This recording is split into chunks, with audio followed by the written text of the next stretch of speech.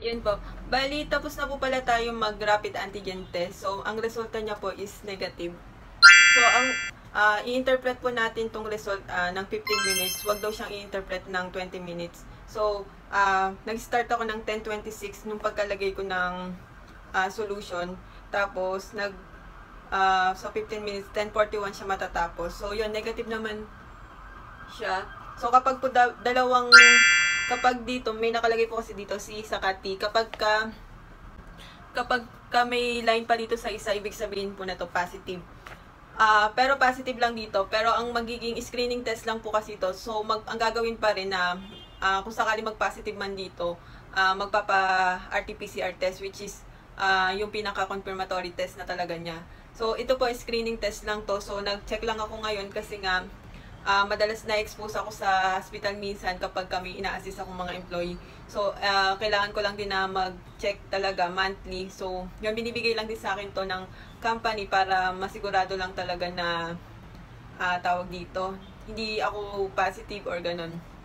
Yun lang din naman po. Pero ito kasi ginagawa talaga din siya sa mga hospital or sa clinic. Ito lang talaga nag-test lang din po ako para sa akin kung ma-assure lang din. So, pero pwede din kasi ito maging false positive, pwede din false negative.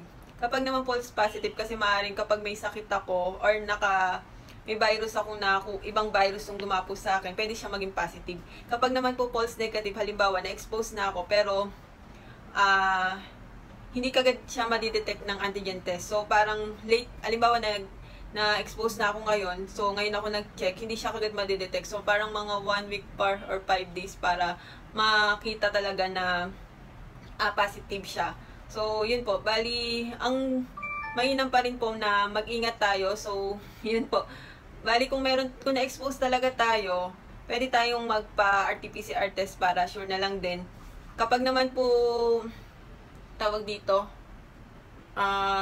may sakit tayo si Ponobo, pwedeng mag-quarantine na tayo kagad or para makasure na magpa-RT-PCR test na kagad tayo. So, ito po, pinakita ko lang talaga yung kung paano siya gawin kasi pinag-aralan ko talaga kung paano siya gawin. So, medyo asiwa lang talaga siya sa ilong. So, parang maiiyak ka kasi parang medyo hindi siya komportable kapag ginawa siya sa ilong. Pero pwede din naman po ito na, ang ginawa ko po kasi yung nasal pharyngeal swab. Yun ang ginawa ko, yung talagang medyo aabot hanggang dito sa malapit sa yung kalay ng tenga. And then kapag naman nasal swab lang, parang ang 2.5 cm lang siya or 1 inch lang siya kapag naman nasal swab. Kaya lang kailangan kasi dalawa yung i-swab mo. So parang medyo hindi din siya komportable talaga. Pero dito sa nasopharyngeal naman po, kapag hindi pa rin nabasa yung tawag dito.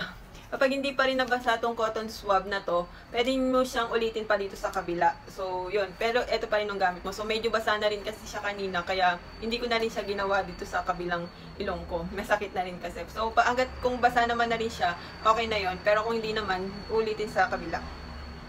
Or kaya kung may problem dito sa kabila, pwedeng gawin dito naman sa kabila. Yan. And then, meron din pong oropharyngeal swab. Hindi ko siya ginawa kasi hindi rin ako komportable kapag sa bibig po. Bali, ang sabi dito, insert swab into the posterior pharynx and tonsillar area. I-rub lang po sa pinakadalawang tonsillar area. Yan, sa ano natin, sa tonsil natin.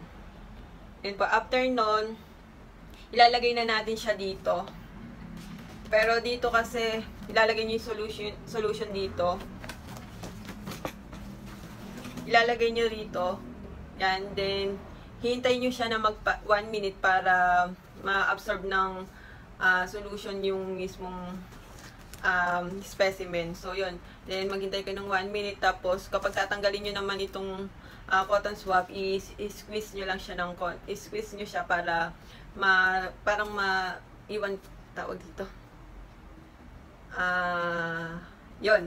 Basta para hindi masama lahat ng dito ng solution dito sa cotton swab. So kailangan siyang squeeze para maiwan dito yung solution. Then magpapatak kayo ng 3 drops lang dito sa kit. Yan. Magpapatak kayo diyan. Yan lang naman din po. Bali ito po yung ano lang talaga to, pinakita ko lang yung procedure. So, mainam pa rin na magpa-test tayo dun sa mga hospital or clinic po kapag may mga nararamdaman tayo or na-expose tayo. Salamat po pala sa panonood. Thank you po. Bye-bye po.